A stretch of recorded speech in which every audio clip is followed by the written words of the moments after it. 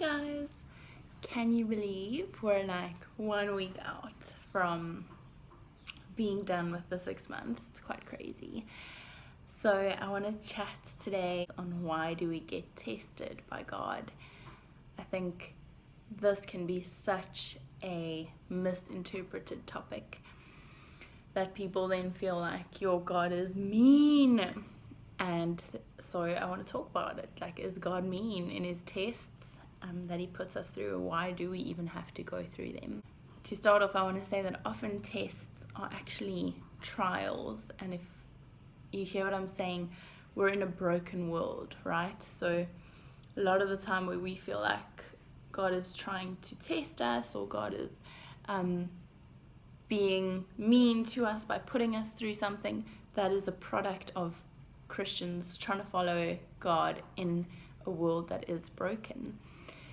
So the first reason I say that we would face tests is to check our hearts. I was thinking about when you run a marathon, nothing examines your motive more than having to go through something hard to get the end result, right? So like if you're training for a marathon, you've got to work really hard, push yourself to your limit to be able to endure that marathon, that hardship, because it's something you really want.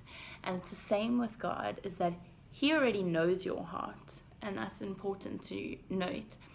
But the tests are what show us what is in our heart. If I think about my life, often the tests come and God already knows what the problems are in my heart.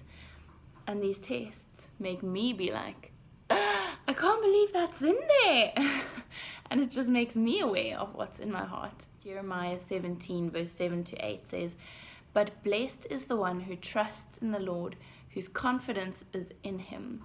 They will be like a tree planted by the water that sends out its roots by the stream.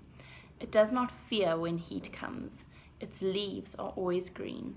It has no worries in a year of drought and never fails to bear fruit." I think that's pretty much summed up what it's like to be in a test, is when that heat comes, when that drought comes, how deeply rooted are you in Christ? Are you still able to bear fruit? The second thing is that it often tests lead us towards our circumstance or our calling. Tests can be used by God even when they are not from God. Hear me out. The devil led Jesus, to Jerusalem and had him stand on the highest point of the temple. "If you are the Son of God," he said, "throw yourself down from here. For it is written, he will command his angels concerning you to guard you carefully. They will lift you up in their hands so that you will not strike your foot against a stone." Jesus answered, "It is also written, do not put the Lord your God to the test." When the devil had finished all his tempting, he left him until an opportune time. Jesus returned to Galilee in the power of the Spirit, and news about him spread through the whole countryside.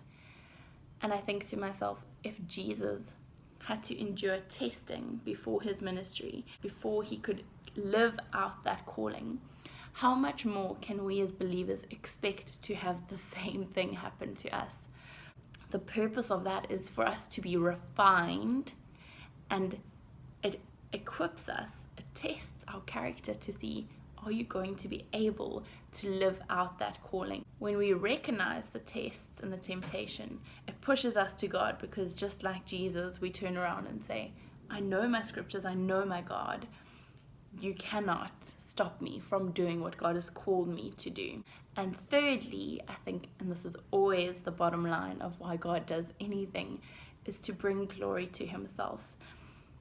In 2 Corinthians 12 verse 8-10, so Paul is going through some really difficult stuff, and there's something in his life, we don't know exactly what it is, but something bothers him and he's unable to get rid of it, but he's pleading with God to take it away because he's just done being tested by this thing. And he says, 3 times I pleaded with the Lord to take it away from me, but he said to me, my grace is sufficient for you, for my power is made perfect in your weakness. Therefore, I will boast all the more gladly about my weakness, so that Christ's power may rest on me. That is why, for Christ's sake, I delight in weakness, in insults, in hardship, in persecution, in difficulties. For when I am weak, then I am strong. And I want to say that ultimately, God's tests are not about a pass or a fail. You're not getting marked or graded on these tests, but they're about pushing us towards Him and us recognizing I'm not able to do it on my own.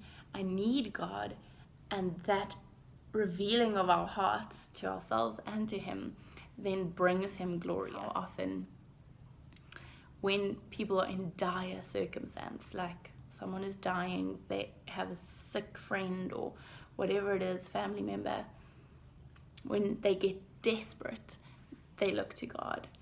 And I think that is often why tests come. It's because we're selfish in our hearts and we don't feel like we need God until He puts us through something that we're not able to pass on our own, and then it pushes us towards Him. To just finish, I want to say, if it's ever been something in your mind that you think God is a mean God for doing this, I hope that this kind of dispels that myth. In Psalm 73 verse 26, it says, "My flesh and my heart may fail, but God is the strength of my heart and my portion forever." He's never going to leave you in the middle of a test. He's never going to forsake you in the middle of a hardship. He's with you through it, and He's growing you through it. So take heart if you're facing a test or trial. It's easy to hear something like this and be like, you don't understand. We've all faced tests. I know the feeling of feeling unable to change your circumstance, but I really pray today that God has shown you a little bit of why you might be being tested, and just give you that encouragement to keep pushing through, keep looking at Him throughout. Have an awesome week, guys, and I will see you next week.